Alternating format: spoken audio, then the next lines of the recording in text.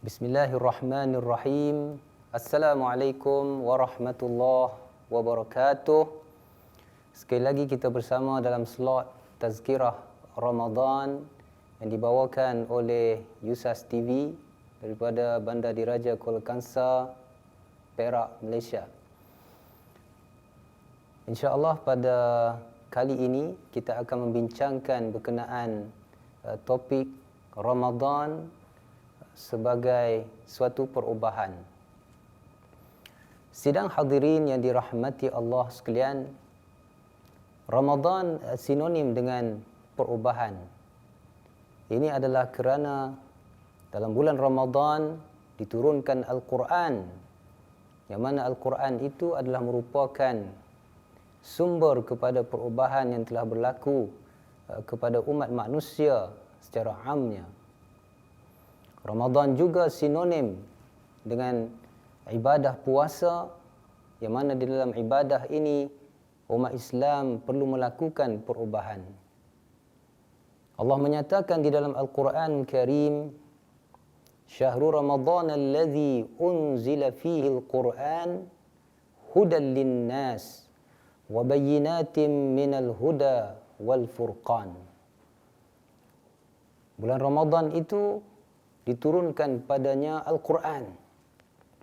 Seperti mana kita nyatakan sebentar tadi, Al-Quran adalah merupakan sumber kepada perubahan yang telah berlaku kepada umat manusia.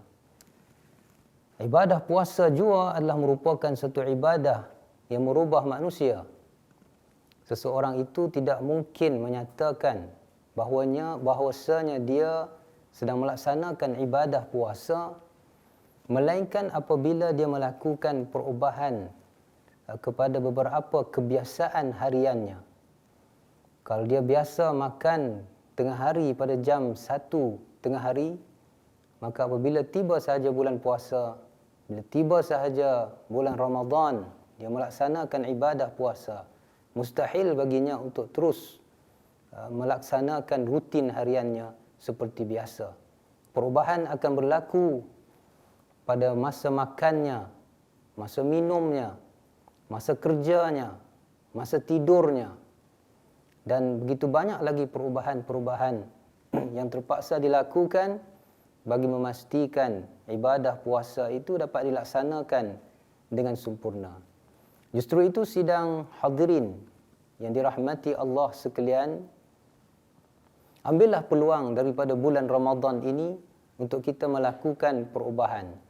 Perubahan kepada yang lebih sempurna, perubahan kepada yang lebih baik. Ambillah peluang daripada bulan Ramadan ini untuk memperbanyakkan bacaan Al-Quran, untuk lebih kerap berada di masjid Allah Subhanahu wa ta'ala. Jangan rasa malu dan jangan rasa segan.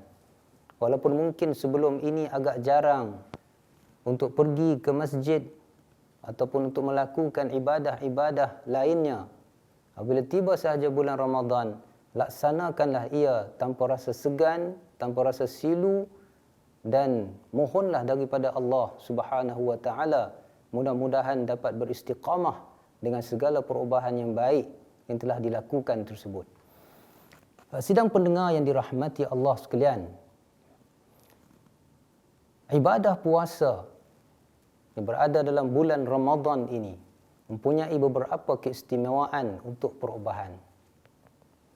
Ia memaksimalkan segala faktor bagi mempermudahkan perubahan berlaku, dan ia meminimalkan segala halangan daripada perubahan itu berlaku. Allah Subhanahu wa ta'ala memberikan ganjaran yang cukup banyak di dalam bulan Ramadan ini untuk kita melakukan perubahan, untuk melaksanakan lebih banyak ibadah. Dalam satu hadis qudsi, Nabi SAW meriwayatkan daripada Allah Subhanahu wa ta'ala, menyatakan kepada kita, As-sawmu li wa ana ajzi bih. Puasa adalah untuk aku dan aku akan membalasnya. Dalam hadis ini Allah Subhanahu wa ta'ala tidak menyatakan berapa banyakkah pahala yang akan diberikan. Seolah-olah pahala yang akan diberikan dalam ibadah puasa ini adalah suatu bentuk pahala ganjaran yang tidak ada limitasinya. Berbeza dengan amalan-amalan yang lain, dinyatakan setara mana pahala yang akan dikurniakan oleh Allah Subhanahu wa taala. Begitu juga kita mendapati dalam hadis yang dinyatakan kepada kita tentang bagaimana suatu ibadah yang dilakukan dalam bulan puasa, maka pahalanya akan digandakan. Dinyatakan kepada kita ibadah sunnah itu dikira sebagai ibadah fardu, dan ibadah fardu itu digandakan ganjarannya seperti mana yang disebutkan kepada kita.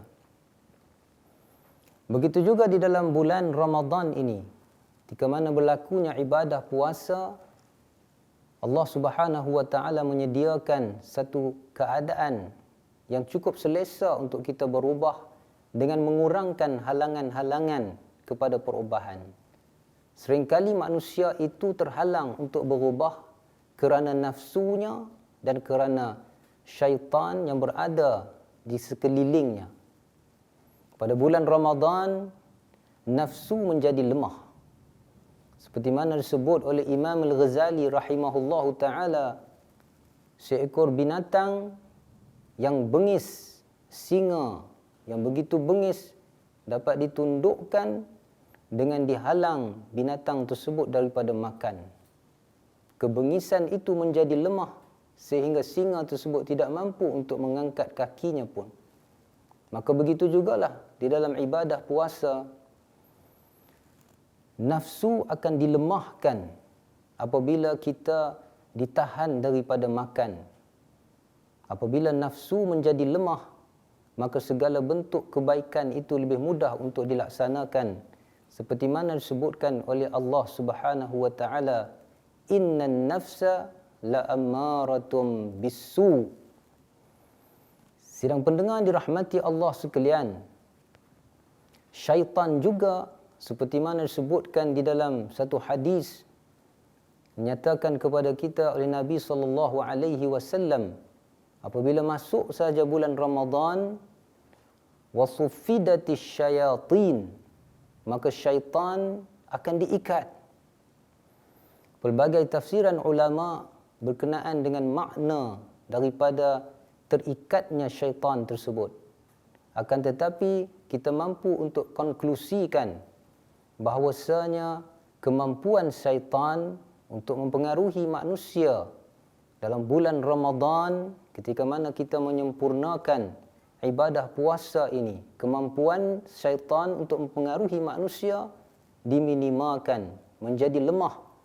Oleh yang demikian itu, manusia lebih bebas, manusia mempunyai lebih kemampuan untuk melakukan sesuatu perkara, terhindar daripada pengaruh syaitan yang sering mempengaruhi manusia kepada sesuatu yang buruk, kepada tindakan yang menyalahi akan hukum hakam Allah Subhanahu wa ta'ala.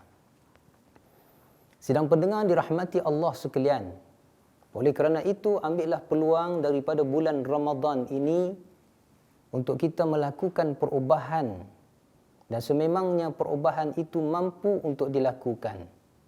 Kita melihat orang yang merokok pada hari biasanya tidak mampu untuk melepaskan rokok lebih daripada sejam. Kan tetapi bila tiba saja Ramadan, dia mampu untuk meninggalkan rokoknya dalam tempoh masa lebih daripada 12 jam. Itulah kekuatan yang ada dalam Ramadan untuk kita melakukan perubahan. Oleh kerana itu, ayuhlah kita semua dalam bulan ini melakukan perubahan. Perbanyakkan membaca Al-Quran, perbanyakkan salat kita kepada Allah Subhanahu wa taala, perbanyakkan sedekah kita untuk kita menjadi lebih rapat kepada Allah Subhanahu wa taala. Itulah perubahan yang sebenar-benarnya diharapkan bagi seorang mukmin. Mudah-mudahan nanti kita akan bertemu dengan Allah Subhanahu wa taala dalam keadaan dia redha dengan kita dan kita redha dengannya. Aqulu qawli hadza wa astaghfirullahal azim li wa lakum.